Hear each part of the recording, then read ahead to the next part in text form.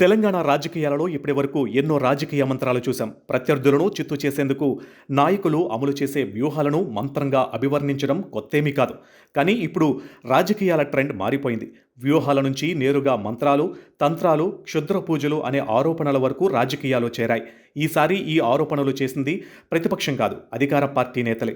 ఎమ్మెల్సీలు అద్దంకి దయాకర్ మరియు రామ్మోహన్ రెడ్డి ప్రతిపక్ష నేత హరీష్ రావుపై సంచలన వ్యాఖ్యలు చేశారు. ఆలయంలో క్షుద్ర పూజలు చేశారని, అందుకే వర్షాలు రావడం లేదని, పంటలు సరిగ్గా పండడం లేదని, రాష్ట్ర అభివృద్ధికి ఆటంకం కలుగుతుందని ఆరోపించారు. అయితే ఈ వ్యాఖ్యలు రాజకీయంగా ఎంత బలంగా వినిపించినా ప్రజల్లో మాత్రం ప్రశ్నలు మొదలయ్యాయి. మంత్రాలకు చింతకాయలు రాలుతాయా అన్న సామెతను గుర్తు చేస్తూ ఒకరి పూజల వల్ల వర్షాలు ఆగిపోతాయా, పంటలు దెబ్బతింటాయా అని సోషల్ మీడియాలో సెటైర్లు పేలుతున్నాయి. మరోవైపు శాస్త్రీయ దృక్పథాన్ని ప్రోత్సహించాల్సిన ప్రజాప్రతినిధులే ఇలాంటి మూఢనమ్మకాలను ప్రోత్సహించేలా మాట్లాడడం ఎంతవరకు సమంజసం అనే చర్చ కూడా జరుగుతుంది. ఈ వ్యవహారాన్ని తేలికగా తీసుకొని హరీష్ రావు న్యాయ పోరాటానికి సిద్ధమయ్యారు.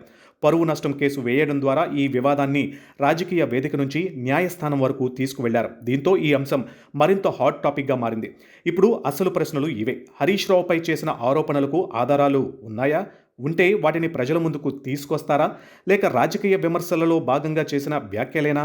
పవిత్ర ఆలయాలన్నీ క్షుద్ర పూజలతో ముడిపెట్టడం ప్రజల్లో వ్యతిరేక స్పందనకు కారణమవుతుందా?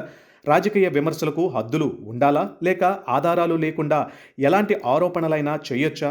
ఒకప్పుడు అభివృద్ధి, సంక్షేమం హామీలపై సాగిన రాజకీయాలు ఇప్పుడు మంత్రాలు, తంత్రాలు, క్షుద్ర పూజల ఆరోపణల వరకు చేరడం తెలంగాణ రాజకీయాలలో కొత్త చర్చకు తెరలేపింది. ఇక ఈ వివాదంలో నిజం ఏది, రాజకీయం ఏది అనేది కోర్టులోనూ ప్రజల తీర్పులోనూ తేలాల్సి ఉంది. అప్పటి వరకు మాత్రం క్షుద్ర పూజల రాజకీయాలు తెలంగాణ రాజకీయాలలో హాట్ టాపిక్గా కొనసాగే అవకాశం కనిపిస్తుంది.